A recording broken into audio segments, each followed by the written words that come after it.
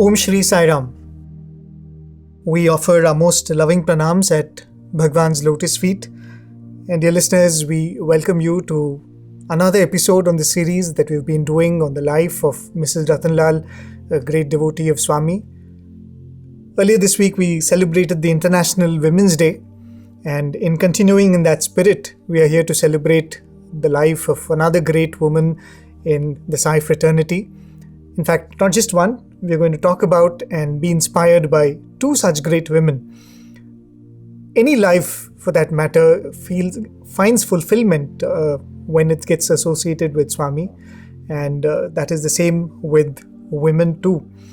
There are many women whom Swami has spoken about. We all know that Ladies' Day is celebrated 19th of November, apart from the International Women's Day. And Swami would often recall the contribution of some of the great devotees that have been blessed with the opportunity of contributing to Swami's mission, starting right from his own mother, Mother Easwaramma, Mother Subhamma, and many such mothers. And the two women we're going to talk about today also had a very similar relationship with Swami, what we generally call as the Vatsalya Bhakti. The ability to shower devotion on the Lord like a mother showers devotion or love on a child. And we're going to talk about Mrs. Ratanlal and of course the other devotee too.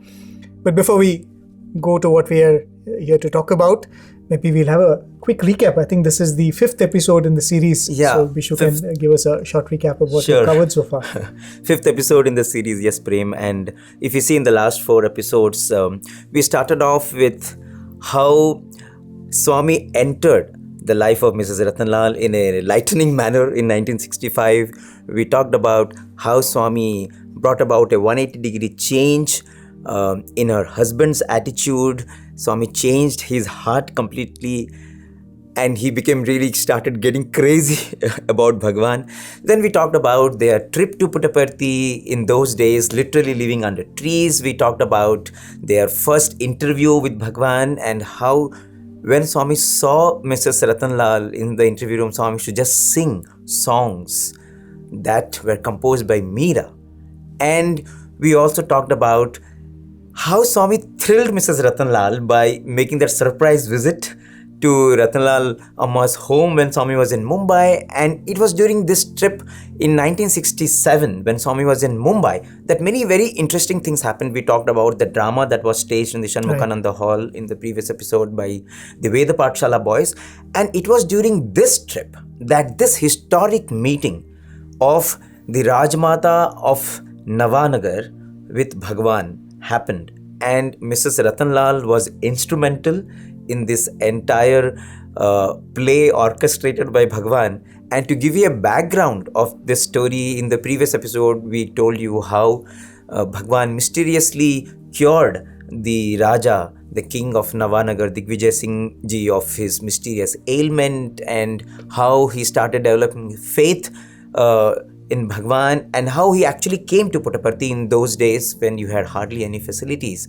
And by Swami's grace, we actually found a clip of Mrs. Ratanlal narrating how Digvijay Singh Ji came to Prashanti Nilayam, that first darshan and the first interview in Puttaparthi with Bhagawan. So probably we will have you listen to this directly from her, and then we will take on the journey of the Rajmata to Bhagawan with Mrs. Ratanlal alongside. Rajmata, that is also history. Jam Saab was blind. Jam Saab's eldest son-in-law, his wife was a great friend of mine.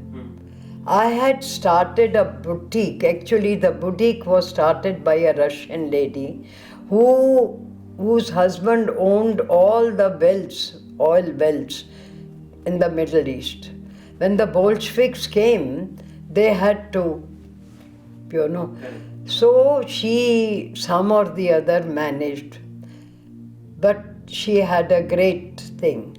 She became a waitress and all that in Germany. To cut the story short, And she was expert in poker, and in bridge and all that.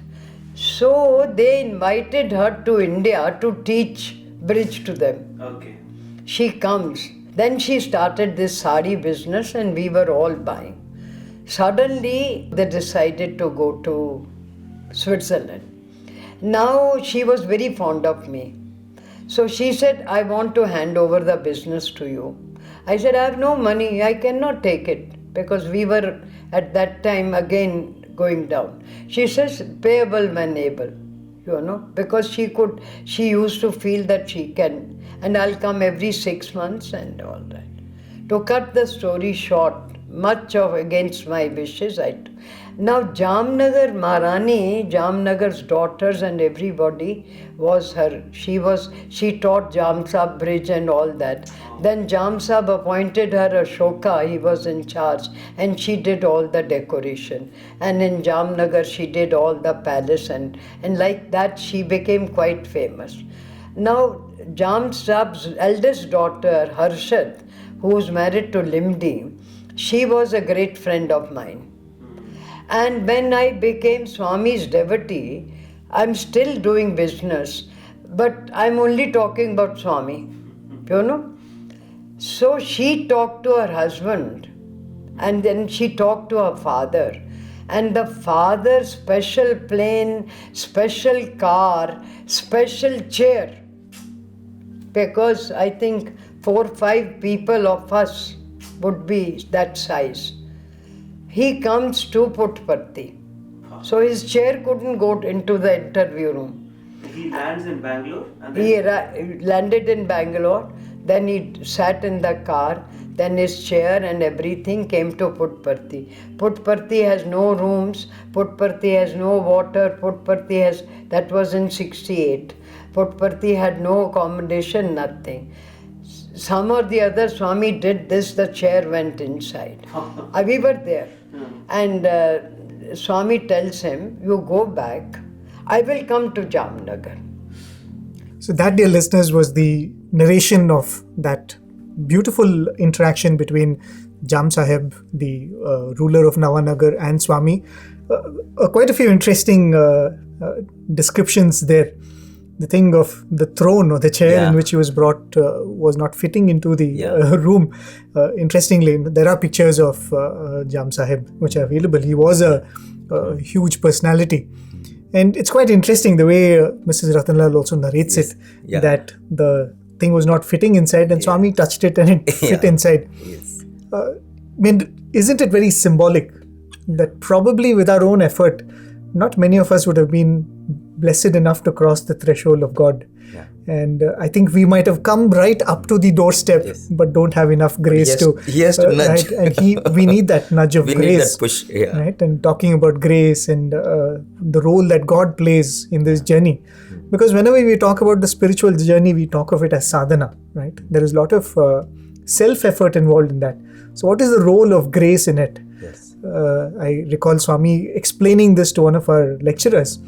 And Swami said the same thing what you do for your students. Don't you give grace marks? Yes. Right? So then this teacher said, Swami, then isn't everything God's grace? And then Swami said, hey, if a student gets 38 marks, you will give him 2 grace marks and make him pass the exam. Yes. If he gets only 2 marks, will you give him 38 marks grace? Yes. Right? And then Swami said, even God is like that. Yes. When you fall short by a little, then God's grace is always there to cover. He took that trouble to come all the way. Absolutely. When there were absolutely no facilities. Right. Imagine if that was the case. You come all the way and you're not able to... aside, not exactly similar to this episode, but a lighter moment. There was this devotee who was putting on a lot of weight at one point, and Swami used to pull his leg quite often, and Swami would say, you have to take care of your health. And we've seen that. Swami would stand in front of us and say, look at me, how fit I am. And Swami would say, see, you should be like this. And I'm always 108 pounds. And so Swami was telling this devotee all this. But this devotee, it's not a very easy thing to reduce weight once you have put on a lot of weight. At one point, the devotee was saying that Swami called him for an interview. And we all know when Swami calls for an interview, Swami will not open both the doors. Yeah. There will be only one door will be closed and the other one will be open. And even that, Swami might be standing there in one half of that. And then Swami saw him as he was going through the door, and Swami said, I think the next time when you come for Swami's darshan, you might not be able to enter the interview room. Right? Oh my God. The way he said it made a huge impact on this person, because he said, see, it's not about losing weight, it's not about doing something. Here is Swami asking him to do something, and he is not putting enough effort in that direction. So he felt that on one hand, this firm rebuke from Swami, and the other hand, the idea of not being able to fit into the interview room door. If that is becoming the obstacle exactly to receive grace, right. then so he said that's when he made willing his to do mind, anything right? for it. That's when he made his mind that he's got to lose his weight, and he gave us all a surprise the next time when we saw him. Yes. So it's a very interesting thing, a small thing, but the other beautiful episode, I think we spoke about it even last time when we were describing this interaction. He praying to Swami about his blindness. Yeah. And he was saying that, Swami, will you be kind enough to cure this blindness? And then Swami looks at him and Swami asks him, why do you want your eyesight back? And even before he could give an answer, Swami says, I know that you're keen to have the darshan of Lord Somnath. Yes. Right? And then Swami says, do you need these physical eyes for that? Yes. Right? All you need is the inner eyes. And how true is that? Swami would often quote the example of Surdas, Yes. right, who says that after having the darshan of the Lord, he prays that what else, Yes. what more is there to be seen in this world? Please take these eyes back. Recall another very elderly devotee who came to Swami in the 40s. And she's been coming for decades and decades. Eventually, she became very old and senile. They brought her to Swami on a wheelchair, apparently. And all her faculties were failing. So Swami came up to her, and generally when you meet an old acquaintance, you say, how are you? And this old devotee, Papam, must have been bogged down by all the health issues. She said, Swami, I'm not able to see properly, I'm not able to hear properly, and all that. And then Swami very sweetly, Swami told her, what more is there to be done with these sense organs of yours? Wow. Swami said, you've seen me, you've lived with me. You have got the greatest joy that can be drawn out of this world. Now think of all of that and peacefully pass on. Right? Wow.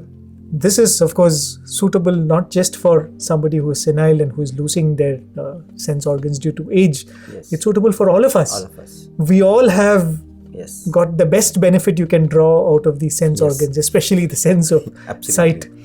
And the only thing that is left is to sanctify this body which has given us this opportunity, right? So those are the two very beautiful episodes. Absolutely. And it's where Swami also tells him and that I will be there. Right, He exactly. invites Swami to come to Jamnagar. Swami says, you go back, I will come to Jamnagar, Yeah. and I will promise you that I will be with you in Jamnagar at the right time. So, I mean, those are some very powerful assurances that Swami filled him with. And what we also know, we've shared before, is Digvijay Singh Ji was a very kind king, was a ruler who was loved by the people. In fact, they say that even after the kingdom was part of the British Union, the people still regarded him as the king, and the people did not want to lose that chance of being associated with him, because they said, we are so happy as his subjects. Even if India is now a separate country, we want to be his subjects. I mean, that was the love that he had from all the people whom he was serving. And in fact, in the previous episode, when we mentioned about Digvijay Singh Ji, we received a few mails, people asking us, is it the same king who gave shelter to all the refugees from Poland during the World War II? And in fact, that is true. The story goes that before the Second World War began, just a few years before that, there were these Polish people who were taken away by the Red Army to work in Soviet Union labor camps. And so while they were working there, there came a point where the Soviet Union wanted all these people to form an army unit, because Hitler's army invaded Soviet Union in 1941, and that is when the USSR wanted all these people to join the army. And these people who were going through very tough times in the labor camps there, they were emaciated and they were looking to escape. And so with a lot of difficulty, they escaped Soviet Union and they traveled hundreds of kilometers through very difficult temperatures from the very cold parts of USSR and Siberia. They came down to Iran, they came to Turkmenistan, and finally they landed in Afghanistan, Karachi, and many actually did not survive. It was very, very difficult, and at every place they were seeking shelter, and no country, no ruler allowed their ships the chance to dock. So they were just floating on the sea looking for who will give them shelter, and people were dying. And finally, when they came to Mumbai, that is when Digvijay Singh Ji, when he heard about them, he wanted to provide them shelter. But at that time, India, under the British rule, the British did not give permission to Digvijay Singh Ji. And Digvijay Singh Ji was so determined to help these people that he said, if the British is not giving permission for these people to disembark in Mumbai, no problem, I will bring them to Saurashtra, his own province. And he allowed all these people to land in his kingdom, in Saurashtra, his own port. And he welcomed them so warmly. Some of the people even now recall that the first meal that he gave them, he saw that some people are not able to eat the local food. He immediately arranged for what they would like to eat. And of course, later on, when he built tents for them, he got special cooks from Goa to ensure that they are eating what they like. And he didn't stop there. He built these huge shelters for them, and he built schools for them. He built community halls for them. He tried to ensure that all these people are connected to their culture. And so he wanted them to learn Polish language, be educated in Polish language. So through his contacts, he later on connected with the Polish government, and even people who were Christians, he wanted them to celebrate their own ceremonies in their manner, in their tradition. So he got Catholic priests for them. So the number of things that Digvijay Singh Ji did was absolutely phenomenal at that point in time. Apparently, they said that the British government was constantly objecting to it. And at that point in time, Digvijay Singh Ji said, they are my family. If you have a problem, I will give you adoption certificates that I have adopted them. They are my family. You cannot not allow me to take care of them. And it's for this reason that all of these refugees used to call him as Bapu, just like all the local people used to call Digvijay Singh Ji as Bapu, as father. So all these Polish people used to call him as Bapu, and he would visit these camps very often. So he set up this camp 25 kilometers from the capital of Jamnagar.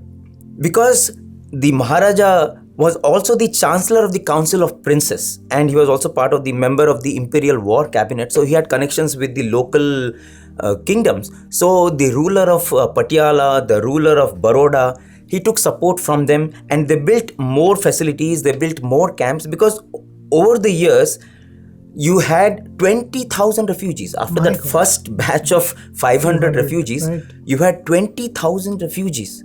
And the Maharaja welcomed everyone. As more people came, he took support from so many people. The Tatas came in 1942 itself. The Tatas collected 600,000 rupees to help these Polish refugees. And everything was organized by Maharaja Digvijay Singh Ji. So there were camps later on set up in Kolhapur, in Mumbai, and they say that even now these survivors of that refugee camp, of course later on when the war ended, people went back. A lot of people went back to Poland, some went back to UK, people went back to Australia and all that. But all these people, they say that, though in our heart we are Polish, but a part of our soul connects to India. A part of our soul is in India. To me, it is such a powerful reminder of what is the spirit of Indian culture. Here was a king who was practicing Vasudhaiva Kutumbakam. He was practicing the concept of being a true Bharatiya, who was telling us what it is to live the life of being an Indian in its truest sense, isn't it? And of course, later on, we know that the government recognized these efforts of Maharaja Digvijay Singh Ji, and there was a popular school in Warsaw named after Maharaja Digvijay Singh Ji. And sometime back in 1999, when they conducted a referendum in the school, overwhelmingly everyone voted for Maharaja Digvijay Singh Ji becoming the patron saint of the school. And not only that, there is also a square named after him. It is called the Good Maharaja Square. The government of Poland inaugurated this Good Maharaja Square. The school is run by Friends of India Education Foundation. And what is very interesting about this school is, in memory of Digvijay Singh Ji, this school is very Indian in its architecture, in its exteriors, in its interiors. They say if you step into the school, you will find statues of Ganesha, Krishna, and Indian paintings and Indian artifacts. They wanted to create, just like Maharaja created a little Poland in India, these people, out of gratitude for the Maharaja, wanted to create a little India in Poland. And living up to the example set by the Maharaja, this school takes refugees from Sri Lanka, from Bangladesh, from Vietnam. They are trying to emulate the example that was set by the Maharaja. And what is really very heartening to note that the government of Poland few years ago posthumously presented to Maharaja one of their highest civilian honors, civilian awards, the Commander's Cross of the Order of the Merit of the Polish Republic. This was conferred because of the good relations between Polish people and the Indian people that the Maharaja set as a tradition. I mean, when you think about what a beautiful soul this Maharaja was, and here Bhagawan comes towards the fag end of his life, and Swami says, I am going to be there with you. I am going to give you what you have been waiting for. And we know that Swami says, you want the eyes because you want to have the darshan of Somnath. In fact, it was again Maharaja Digvijay Singh Ji who did a lot for the reconstruction of the Somnath temple. In fact, later on, Bhagawan inaugurates the Digvijay Singh Dwar. Digvijay Singh Dwar, the huge gateway that he built for this temple. So that's something about how beautiful the life of Rajmata's family is. And there is so much we don't know people's journey before they come to Bhagawan, but Swami in his own way picks and chooses people who needs that grace to make their life eternal. Come to think of it, and even as I was reading about this episode, of course, it's got a little bit of traction now given the scenario in the world. Interestingly, The Good Maharaja, there's a movie which is coming out this year. Oh, okay. Oh. On him. Oh, wow. Right, on his contribution to this. And I think that's something to look forward to.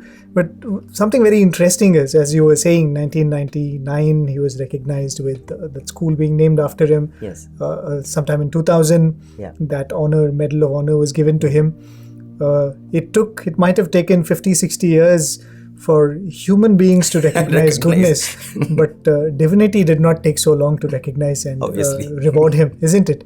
Because we are talking about the 1960s when this whole episode was happening. Yes. But then we are in that, going back to that time. Swami has given him that interview. Swami has told him that don't worry about your outer vision. Yes. What is important is the inner vision. I will give you that darshan that you're truly craving for. I will be with you. Yes. Did Swami keep up his promise? And if he did, how did he do that? Yes. Right? Did Swami travel in time to Jamnagar to be by the side of the Maharaja at the time of his passing away? What were the events that happened? A few of those details are described by Mrs Ratanlal. We will listen to the description in her voice, and whatever little details that she is not giving us there, we will try to add in after that clip. So we'll listen to what Mrs. Ratanlal had to say about the last moments of Digvijay Singh Ji.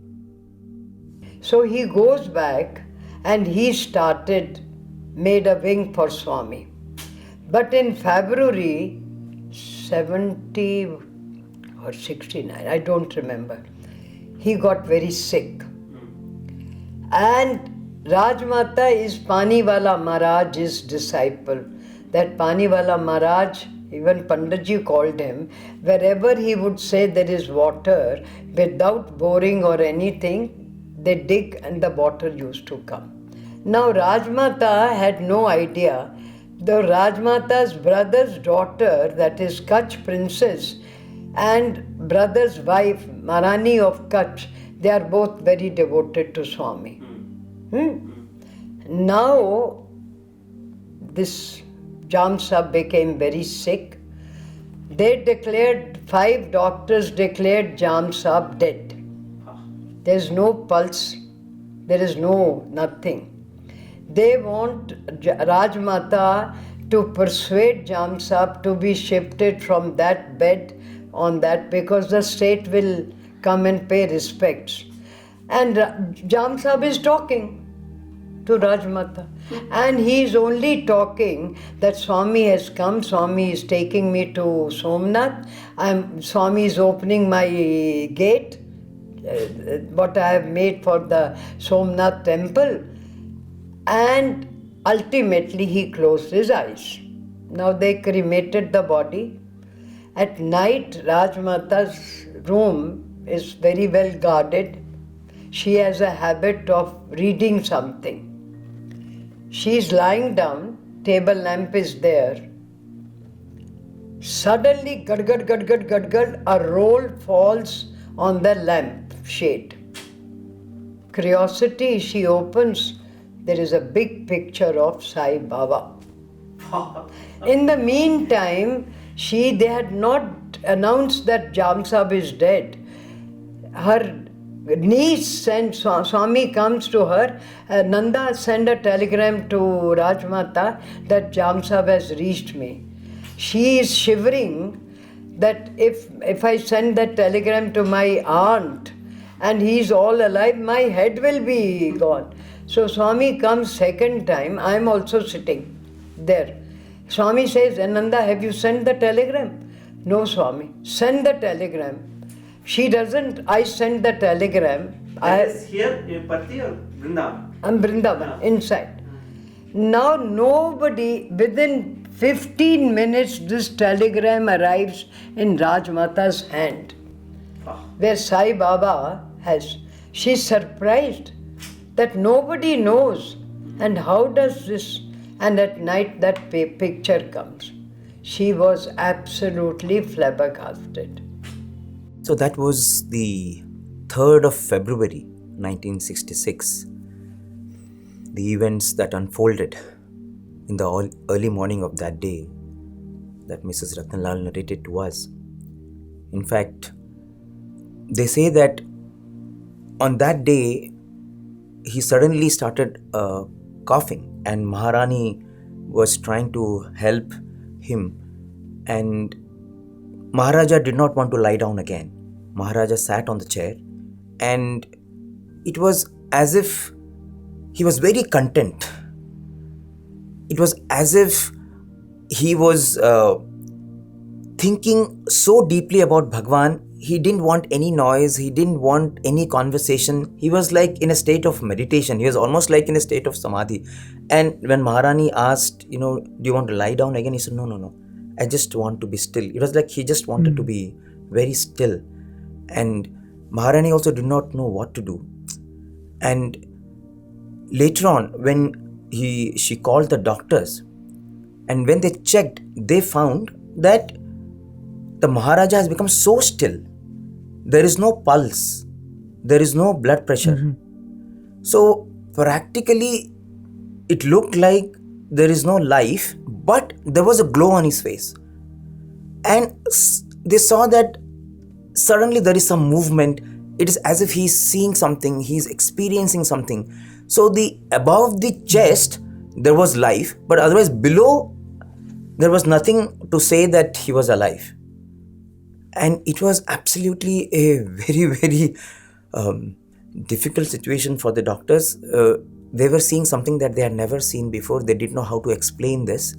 And this went on for some time. And after Brahma Muhurtam, after 4 o'clock, suddenly Maharaja, who was in that sort of stillness stage, Samadhi stage, suddenly closed his eyes and became absolutely still. And for everyone, it was a puzzle. You didn't know what was that experience.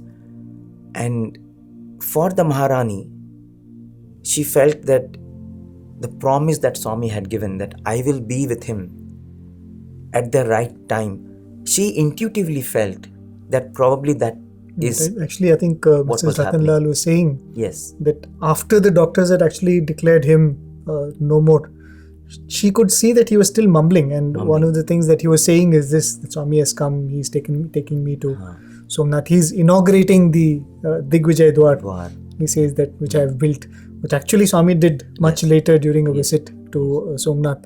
But all this, she could make out that in a state of trance he was narrating some of these things. Yes.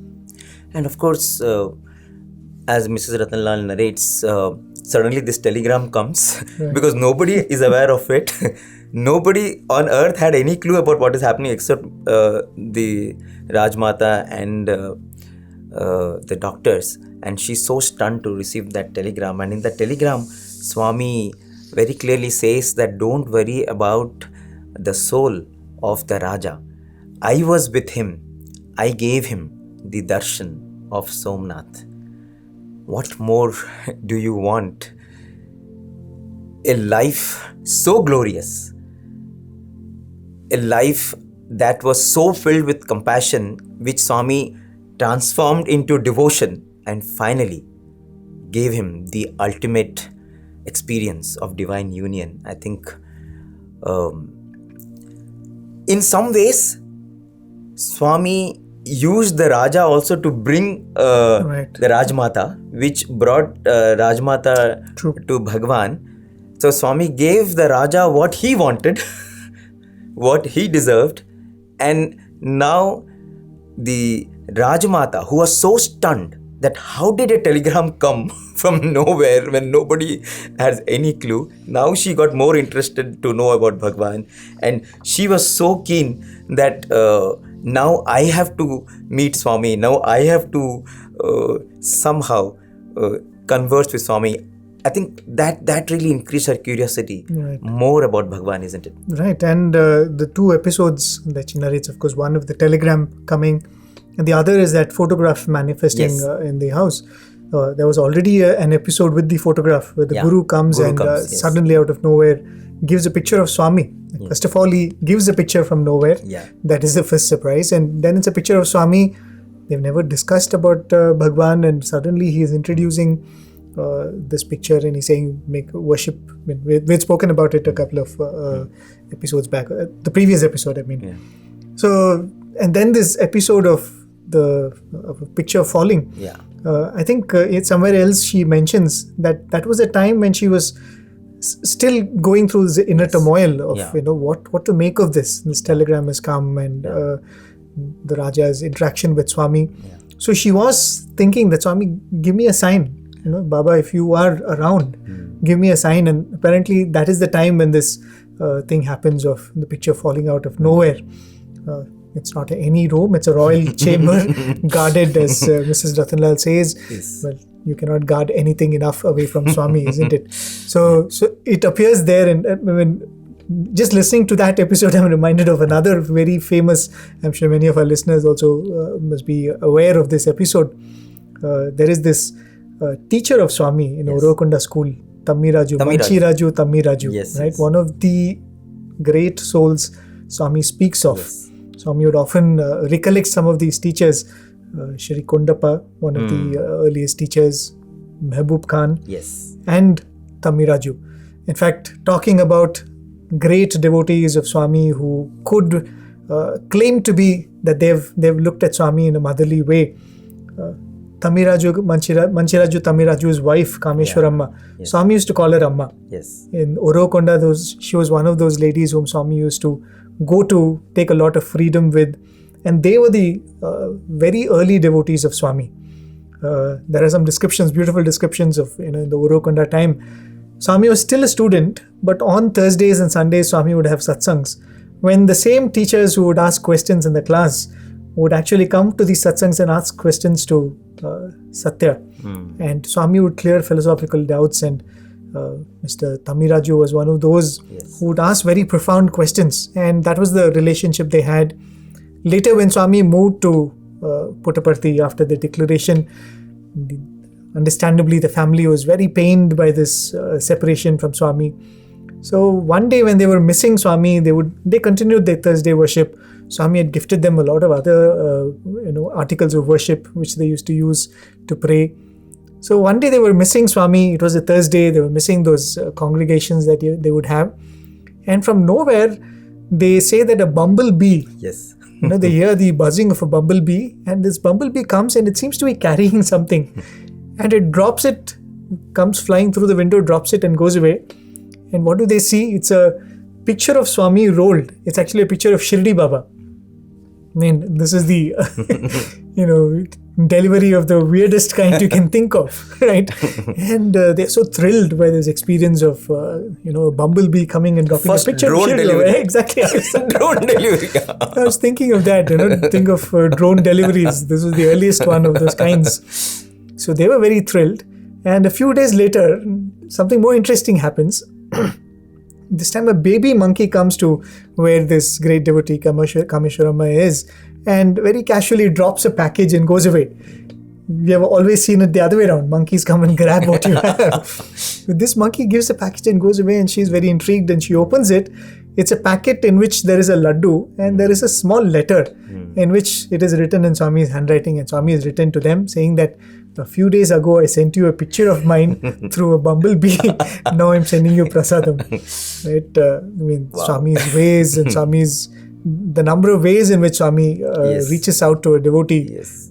Each one equal in sweetness, but myriad in their details. And no wonder Rajmata was stunned. Absolutely. And she longed to see Swami.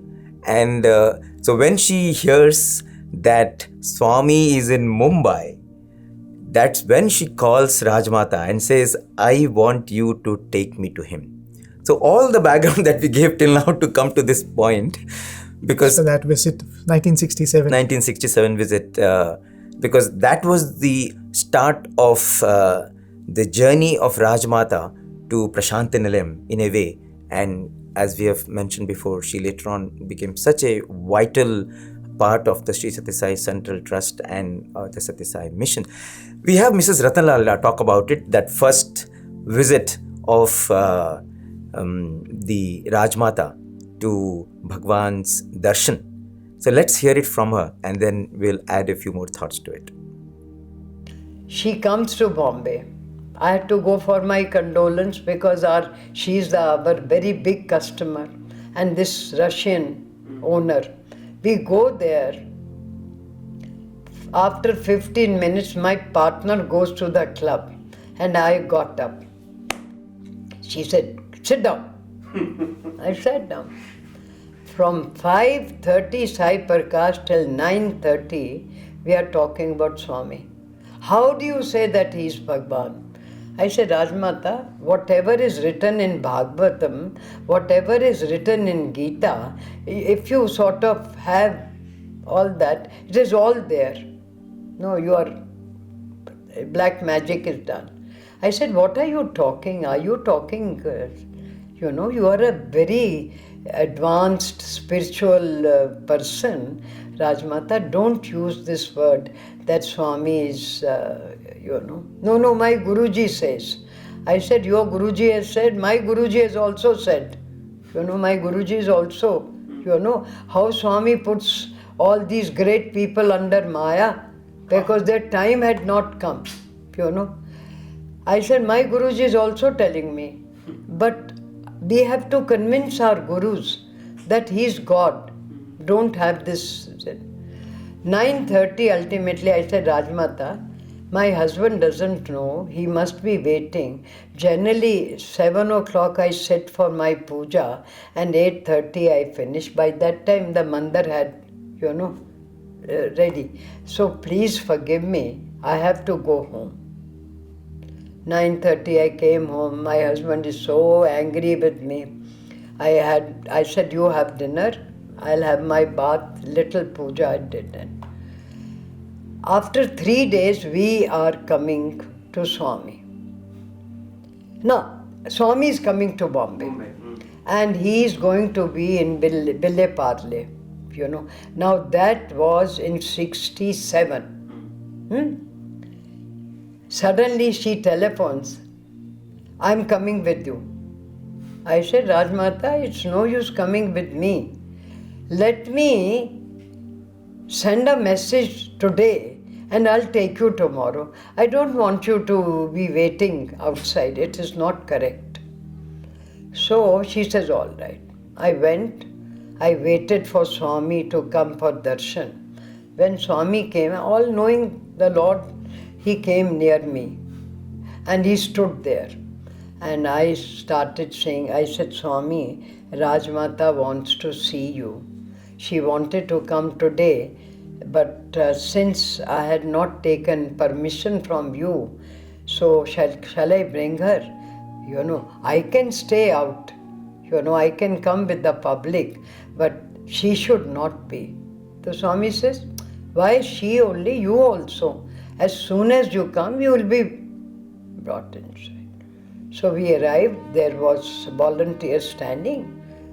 Volunteer went, her car was, I told Rajmata, I said, don't take your big limousine because the road is not, let us go in your second car, which is also a Mercedes, but in those days it was different.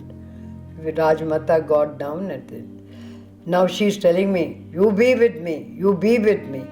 Rajmata, when Swami is talking to you, it should not be that we go. Swami is a big actor, comes down, started. I said, Swami, I know, wait. So we waited. Swami went for darshan, comes back. Then there is a little room. He indicated to her, go. She started looking at me, I am behind. I am saying like this, so that Swami, go. I had to go. Now what I did was that I didn't sit near. No, come and sit near Rajmata. Swami is talking to her. Finished. 1 hour interview. Questions, answers, everything. So that was how the first interview of the Rajmata with Bhagawan happened, and Mrs Ratanlal, the kind-hearted one that she is and the very well organizer that she is, she wanted to ensure that there is no inconvenience for the Rajmata.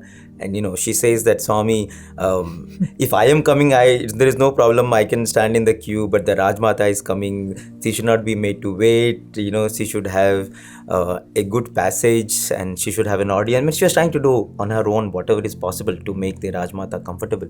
And when finally Swami calls the Rajmata in, Mrs. Ratanlal stays away, but there Swami says, no, you come, you sit right next to me.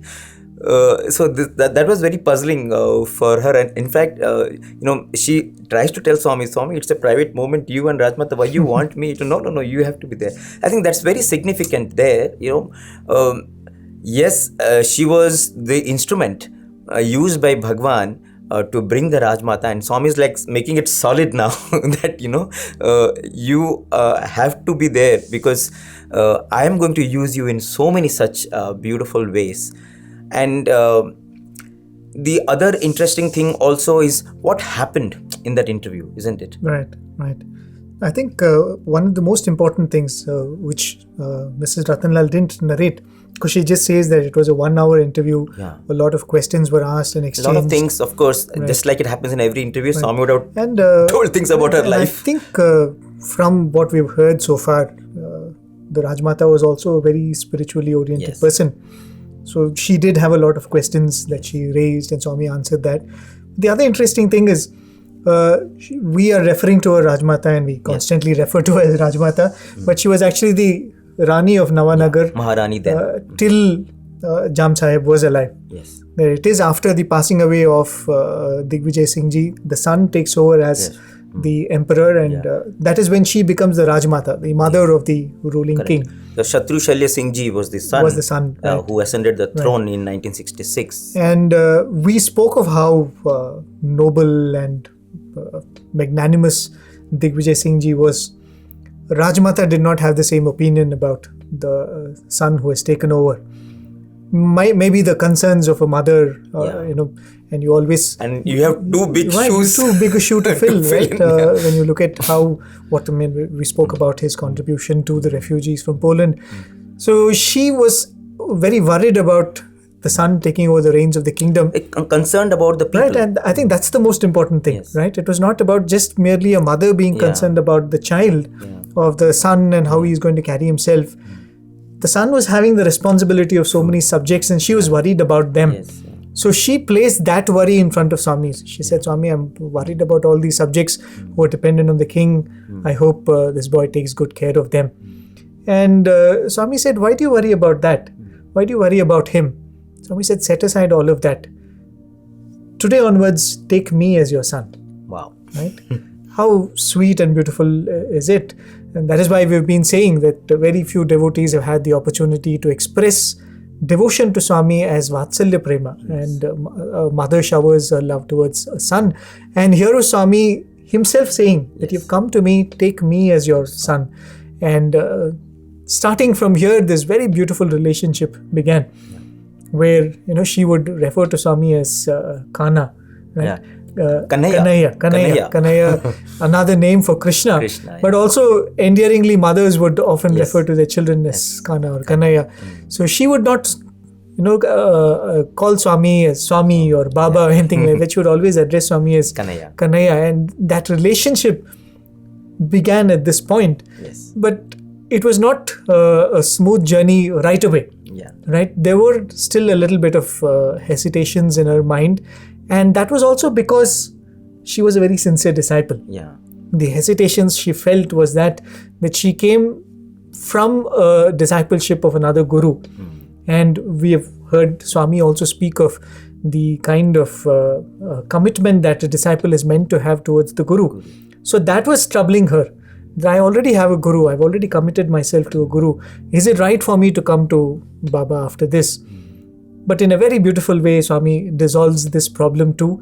We will listen to how that happens in the narration of Mrs Ratanlal. We'll listen to that clip.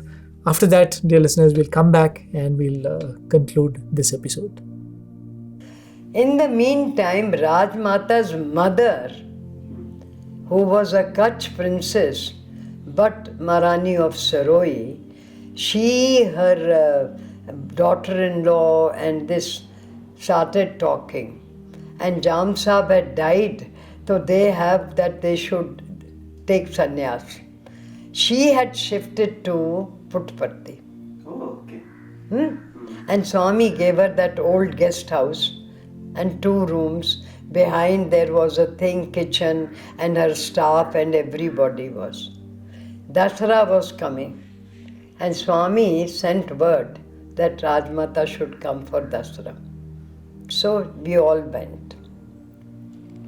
Rajmata is sitting in the hall. I'm sitting next to her. And Rajmata's expression is changing, and I'm getting very worried that what is happening. After the function is finished, we come out.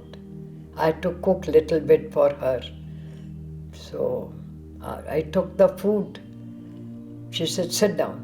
I said, Rajmata, let me go home. I will finish giving food to my husband, then I'll come back. Acha, go. So I came home, isko khana khalaya, then how is it you didn't see Swami? I said, I didn't see Swami. I saw Swami. But I said, why are you asking? She says, throughout I saw my Guruji, Paniwala Maharaj. I said, Rajmata, now are you convinced that Swami is God? All the Atma, everything, And that is how she became. And then they are Yadavs. They are direct descendants of the Krishna. Because last was Braj, some name, and they are from that family, And she used to call Kanhaiya all the time. Kanhaiya? Kanhaiya. And really conversation between Swami and Rajmata was terrific.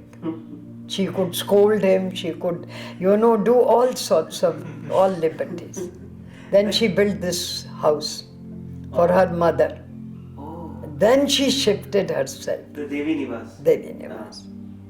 So that is how her faith in Bhagawan was confirmed. There was another episode that Mrs. Ratanlal also narrates, wherein during the Dasara celebrations, we all know about the Vibhuti Abhishekam that Bhagawan does, To the statue of Shri Baba. Yeah, to the statue of Shri Baba, the torrential flow of Vibhuti.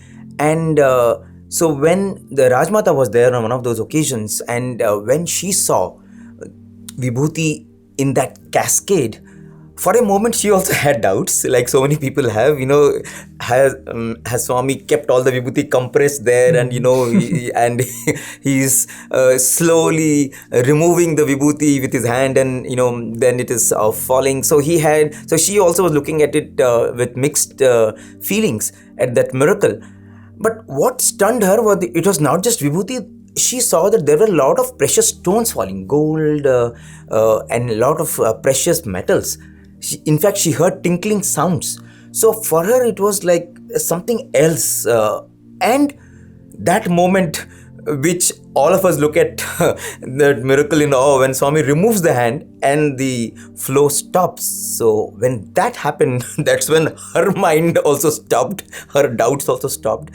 And the next moment, again, when Swami started the cascade, she started feeling so bad that why did she doubt Swami?